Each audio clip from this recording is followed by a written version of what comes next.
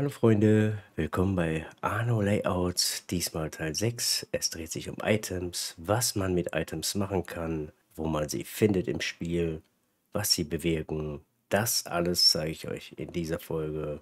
Bleibt einfach dran, bis gleich.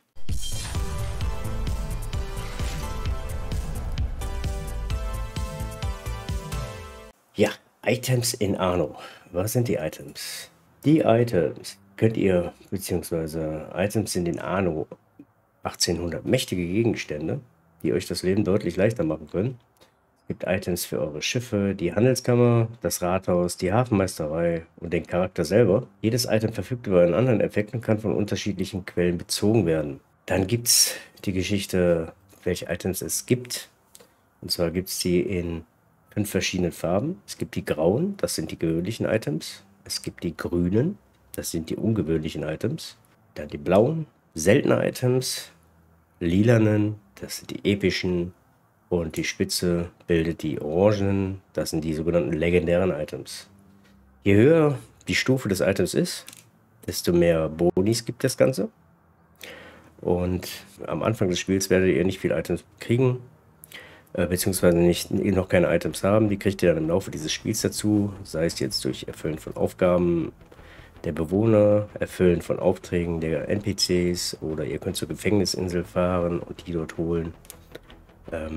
Oder aber jetzt zu den anderen Parteien, die haben auch Items. Es gibt verschiedene Wege, wo man das Ganze findet, wie man die findet, und wenn man ein spezielles Item haben möchte, was dafür nötig ist, das zeige ich euch gerne hier im Spiel. Und zum einen drückt ihr in diesem Spiel die STRG-Q-Taste, das ist das Statistikfenster. Und in diesem Statistikfenster seht ihr hier oben rechts den Reiter Items. Da drückt ihr dann mal drauf. Da seht ihr alle Items, die jetzt momentan im Spiel vorhanden sind. Und das sind eine Menge. Ihr könnt dann hier oben auswählen, welche ihr schon auf Lager habt, welche ihr ausgerüstet habt. Das könnt ihr alles hier oben mit den Reitern auswählen. Ihr seht, wenn ihr das markiert, dann kommt eine andere Liste. Wenn ihr das markiert, kommt die Liste und so weiter. So, jetzt gehen wir mal davon aus, ihr möchtet gerne Items zur Bäckerei haben. Dann gebt ihr hier oben in dem Suchfeld, in diesem Feld ein, Bäckerei. Und dann seht ihr alles Items, die für die Bäckerei eigentlich sinnvoll sind. Da hätten wir jetzt zum einen, nehmen wir mal den hier, den Marie Antoine Pâtissier Royal. Das ist ein legendäres Item. Beeinflusst die Produktivität um 50%, also 50% Output, und stellt pro Minute zusätzlich Ware her. Zum einen Trauben, zum anderen Schokolade. Ihr seht Trauben plus 1 von 6. Des Weiteren könnt ihr die Items auch nutzen, wenn ihr Expedition startet. Dieses Item bewirkt sich aus auf Geschick und Redegabe, und darunter sind die Kosten. Das sind die Anheuerungskosten, sprich, wenn ihr das Item kaufen wollt, ihr seht das irgendwo bei einem Händler, Gefängnisinsel oder weiß ich wo, dann müsst ihr 895.000 Dollar dafür zahlen. Oder ihr habt das Item doppelt oder dreifach oder vierfach. Das ist nämlich auch möglich. Es gibt Items auch in mehreren Möglichkeiten, Items zu bekommen. Oder ihr habt mehrere Items auf Lager und ihr möchtet eins verkaufen. Dann kriegt ihr, wenn ihr das verkauft, bei einem NPC 223.750 Dollar. Ja, wir bleiben jetzt hier bei Marie Antoine. Wenn es drauf geht, seht ihr hier auf der rechten Seite, also hier steht nochmal alles das, was ich gerade gesagt habe. Das wird in der Handelskammer ausgerüstet, beeinflusst die Bäckerei, Produktivität 50%, zusätzliche Waren und so weiter und so weiter. Dann steht hier auf der rechten Seite in der Item-Herkunft. Ihr könnt das Ganze entwickeln im Forschungsinstitut, also Entbesser. Da könnt ihr das Ganze entwickeln. Wie das funktioniert, zeige ich euch gerne in anderen Teilen. In einem anderen Teil, wenn wir dann Richtung Entbesser gehen.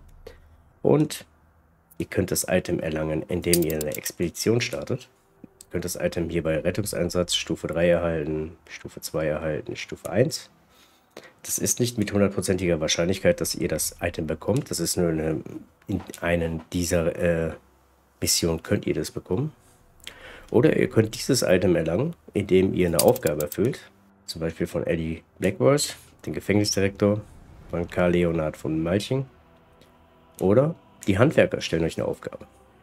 Dann habt ihr eine Chance, dieses Item von denen zu bekommen. Des Weiteren ist es auch möglich, das Item über die Besucher zu bekommen. Je attraktiver eure Insel, Ne? Die Attraktivität seht ihr hier. Desto höher die Wahrscheinlichkeit.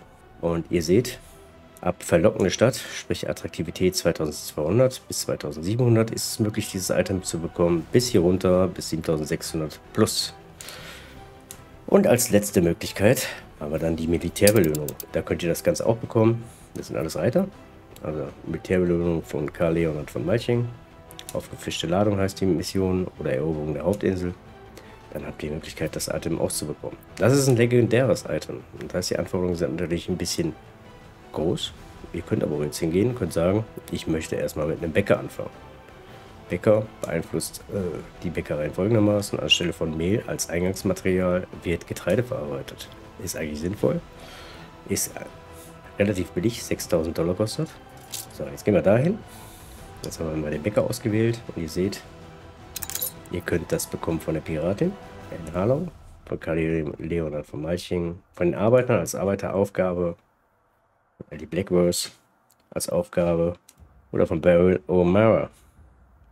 Oder ihr könnt es kaufen. Ne, bei der Piratin oder Gefängnisdirektor. Oder die Attraktivität der Insel ist jetzt bei anständige Stadt etc. Wenn Besucher kommen, habt ihr die Möglichkeit, das gleiche. Und das könnt ihr für jedes Item separat auswählen. Und welchen Effekt das Ganze hat, das zeige ich euch gerne in der Seite, die ich euch mitgebracht habe, als Beispiel. Und zwar nennt sich die Seite arnolayouts.de. Das ist die Seite, die ich euch mitgebracht habe. Ich finde diese Seite verflucht genial. Die ist folgendermaßen aufgebaut.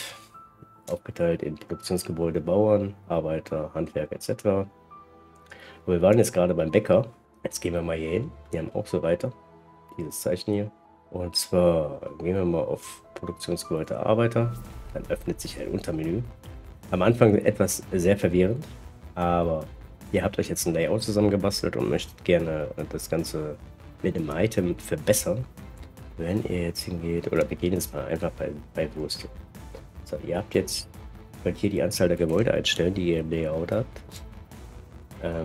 Ich habe ja in meinem letzten Layout, glaube ich, 6 Wurstfabriken.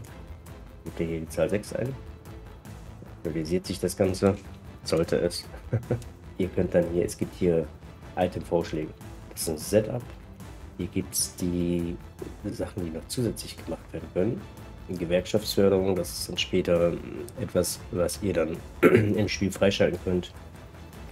Ihr könnt dieses ein- und ausschalten. Jetzt momentan ist es eingeschaltet. Also da bekommt ihr dann in der Handelskammer einen zusätzlichen Sockel.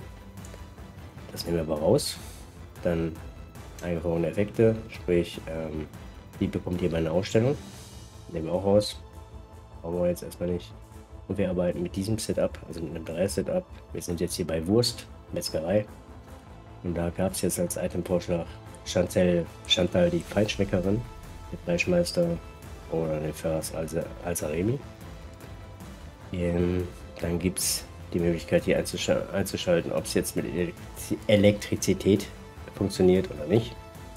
Die Produktionszeit, was das Ganze bewirkt mit 6, was an Eingangsmaterialien da sind. Es ist ein bisschen, ja, ein bisschen viel zu erzählen. Ihr könnt hingehen und könnt euch selber ein eigenes Item näher. Und dann kriegt ihr hier diese Kiste mit diesem Plus. Dann habt ihr die Möglichkeit, euch selber Items zusammenzustellen.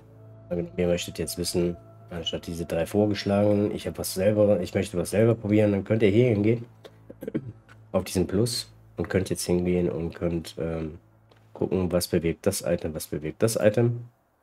Und das Ganze wirkt sich dann folgendermaßen aus: die Produktivität, was nötig sind, wie lange das dauert, wie viel Wurst es produziert, was an zusätzlichen Waren produziert wird. Unter anderem die Exportpyramide von Speicherstadt, Arbeitskräfte, wie viel dafür nötig sind, minus 10% Arbeitskraft zum Beispiel, wenn ich diese Items nehme, diese 3. Das sind die Eingangsmaterialien, Wareneingang. Und hier gibt es noch die Möglichkeit, euch Layouts anzeigen zu lassen, wie das Ganze funktioniert. Und das seht ihr gerne in den Teilen. Und ich finde diese Seite eigentlich gar nicht mal schlecht. Ich nutze sie eigentlich regelmäßig, um mir Setups für meine Handwerkskammern zeigen zu lassen. Und ihr könnt, wie gesagt, hier gibt es eine Menge auszuprobieren. Den Link für diese Seite findet ihr übrigens in der Beschreibung. Habe ich dazu gepackt. Wenn ihr das Ganze dann gemacht habt, Könnt ihr sehen, welchen Effekt das Ganze hat. Ja? Falls jemand nicht weiß, was die ganzen Symbole bedeuten, hier oben gibt es ein Fragezeichen, da steht es da drauf, was das Ganze bedeutet. Die Seite ist auf Deutsch, die könnt ihr euch auch auf Englisch anzeigen lassen. Und drückt hier einfach den englischen, diesen Great Britain Flagge. Also ich kann die Seite echt empfehlen. Wer da Bock hat, ein bisschen zu tüfteln, zu machen, Top-Seite. Wie gesagt, Link in der Beschreibung. Zum anderen habe ich euch dann noch mitgebracht diese Seite. Und zwar ist das eine Seite, die ganzen A18 Toolkit nennt sich das. Ihr könnt dann hier hingehen und könnt dann sagen, Hafenmeisterei, was für Items gibt es für die Hafenmeisterei. Und das gleiche ist ungefähr aufgebaut wie im Spiel selber. Ihr könnt dann hier einen Itemnamen eingeben oder ihr könnt das hier sortieren nach Besucherhafen, was gibt es im Besucherhafen und so weiter. Die Seite ist nützlich. Ich selber habe mich nicht großartig mit ihr beschäftigt. Aber ihr seht hier, was das Ganze bewirkt. Das ist etwas einfach gehalten, welche Seltenheit das Ganze hat und was es beeinflusst. Ab und zu, wenn ich eine Item-ID brauche oder so, dann gucke ich da rein. Und diesen Link für diese Seite findet ihr auch in meiner Beschreibung. Ja, jetzt kommen wir mal zu meinen Items, die ich euch mitgebracht habe für die letzten 4 Teile. Und zwar hatte ich ja in den letzten 4 Teilen zum einen Arbeitskleidung eingebracht. Wenn ich jetzt hingehe, Arbeitskleidung. Und ich nutze dafür diese Arno Layout Seite. Und für Arbeitskleidung würde ich euch empfehlen, zum einen Lady Jane Smiles, Königin der Haute Couture. Produktivität, also Webereien beeinflusst das Ganze. Ist ausgerüstet in der Handelskammer. Produktivität von 50%, eine Attraktivität von +8 und zusätzliche Waren pro Minute 1/6 Ponchos, 1/6 Melonen. Beeinflusst die Moral. Erhält man ab Besucherhafen, im Besucherhafen ab 1750 plus Attraktivität, eine Itementwicklung oder als Quest von Handwerkern. Nutzt gerne die Arno Layout Seite. Da könnt ihr das Ganze nochmal exquisit nachlesen oder exklusiv nachlesen. Also das war Item Nummer 1 für die Weberei, die Arbeitskleidung erstellt. Dann haben wir als zweites Lilly, die Modeschöpferin. Das ist ein episches Item. Das waren von Ponchos pro Minute, 1/4. Kriegt ihr in Ellie Blackworth Hafen, ab Besucherhafen, 1750 Attraktivität plus, eine Itementwicklung, sprich Entwässer oder als Handwerkerquest. Und zum dritten den optimierten automatischen Webstuhl. Beeinflusst nicht nur die Weberei, sondern alles, was mit Stoff zu tun hat. Teppichknüpferei, Stickerei, Schneiderei, Segelweberei etc. Produktivität von plus 50%. Arbeitskräfte sind dann erforderlich nur 25% minus und die Unterhaltskosten senken sich um 20%. So, wenn wir diese 3 Items jetzt in der Handwerkskammer im Layout ausgerüstet haben, ich habe euch übrigens immer nur das Layout mitgebracht, womit ich arbeite, dann produziert ihr alle 8 Sekunden 324 Arbeitskleider pro Minute. Zusätzlich waren dann 135 Ponchos und 54 Melonen. Ganze senkt die Arbeitskräfte, die Bauernarbeitskraft von der Weberei um 65% minus, sprich 65% weniger Arbeitskräfte sind nötig und ihr braucht als Rohstoff natürlich weiterhin die Wolle. Das war jetzt die Arbeitskleidung. Als nächstes haben wir ja im zweiten Teil, die seht ihr übrigens oben rechts, habe ich das immer verlinkt, als zweiten Teil die Schnapsbrennerei. Und zwar Schnapsbrennereien habe ich glaube ich in diesem Layout drin gehabt. Dann nehmen wir die zusammen raus. So, dann habe ich euch mitgebracht den Bruder Hilarius, Meister der Braukunst, ein legendäres Item. In der Handwerkskammer wird es ausgerüstet, beeinflusst die Schnapsbrennerei, die Brauerei, die Hacienda Schnapsbrennerei und die Hacienda Bierbrauerei. Produktivität 50% plus, Arbeitskräfte minus 50%. Und als Zusatzwaren produziert es noch pro Minute ein Rum. Kriegt ihr im Palast, also Spezialisten, gut kenne ich leider nicht, bei der Itementwicklung im Besucherhafen ist es möglich, ihn zu bekommen. Und als zweiten den Sir Lewis Brandley oder Woodley, Chemiker mit Verstand, das ist ein episches Item. Auch Zusatzwaren 100%, Produktivität das Doppelte plus 100%. auch zu kriegen im Early Black Hafen. Ab 1750 Attraktivität über Besucherhafen oder über die Itementwicklung, sprich Entwässer. Und zum dritten der altbekannte Ferras Al-Saremi, Meister der Hypnose, auch Handelskammer ausgerüstet. Produktivität 50% plus, Arbeitskräfte minus 10%, Unterhaltskosten minus 10%, die Aufstandsgefahr. Der ist zu bekommen über die Itementwicklung, über Isabel Samentos Hafen, das ist über die neue Welt. Early Black Hafen, der Gefängnisdirektor, Besucherhafen, als Quest von Handwerkern.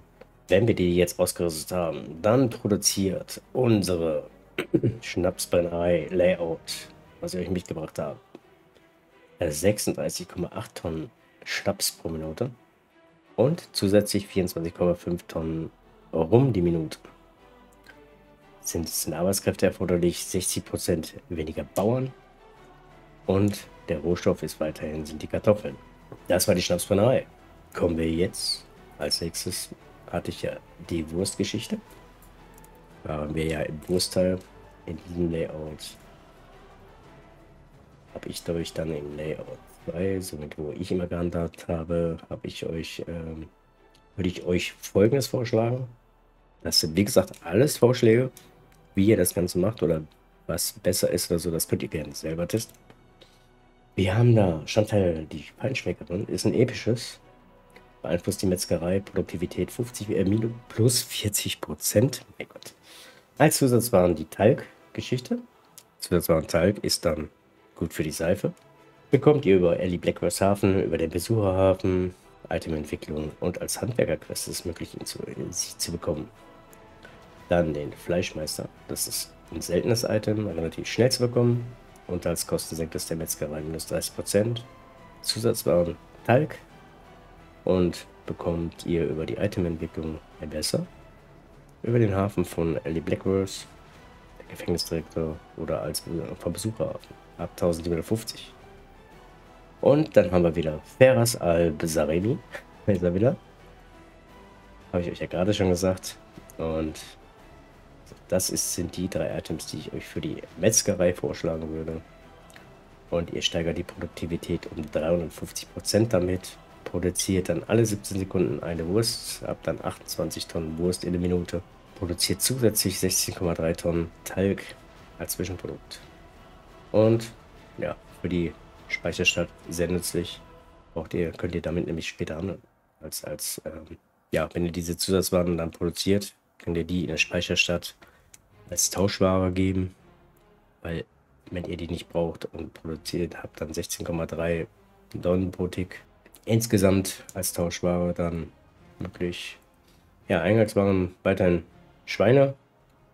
Wie gesagt, es gibt andere Items, die andere Eingangswaren nehmen. Es gibt zum Beispiel auch das Item. Gucken, ob ich den finde. Wo ist er denn? Wo ist er denn? Wo ist er denn? Den Maxime Graves. Delicatesseur extra bla bla bla. Benutzt dann anstatt Eingangswaren Schwein für die Metzgerei Rindfleisch. Und produziert dadurch auch noch 2 Gulasch-Eintöpfe pro Minute. Und ich steigere die Produktivität um 50%. Das wäre auch ein Item, was ich euch empfehlen würde. Aber ihr könnt das gerne selber testen. Hier geht es ja nur darum, das sind Item-Vorschläge. Nutzt die Seite, kann ich euch echt empfehlen. Ja, das war die Wurst. Dann kommen wir zur Brotgeschichte. Da habe ich euch dann mitgebracht Items wieder. Wenn ihr die Bäckerei benutzt, ihr habt dann die Möglichkeit, diese Handwerkskammer auszurüsten, um die Bäckerei einen Bonus oder einen Schub zu verpassen. Wie gesagt, den hatten wir schon mal, den Marie Antoine, Patisserie Royal, Zusatzwaren Traum und Schokolade, jo. Zu bekommen, wie gesagt, Besucherhafen, Itementwicklung über Quest der Handwerker. Oder wir haben die Tortenkünstlerin. Ich steigere die Produktivität um 30%. Als Zusatzwaren werde produziert Schokolade, Itementwicklung, Erleberg-Hafen, eigentlich immer die gleichen Quellen. Wie ihr die bekommt und alles habe ich euch ja gerade gezeigt.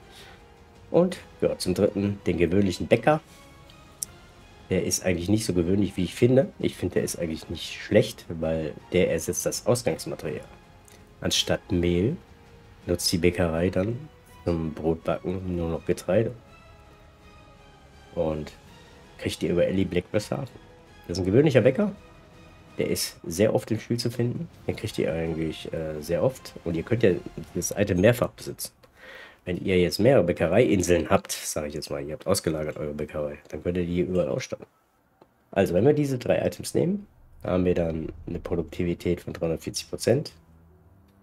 Produziert 197 Dollar Brot. Trauben werden produziert 32,9 und Schokolade 78,9. Und anstelle von Mehl wird Getreide genutzt. Ja, das ist das Dreier-Setup, was ich euch vorschlagen würde für die Bäckerei.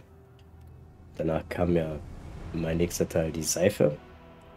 Und da habe ich euch ja schon 3 Items vorgeschlagen. Und ja, der nächste Teil, der 7. Teil, wird dann Bier sein.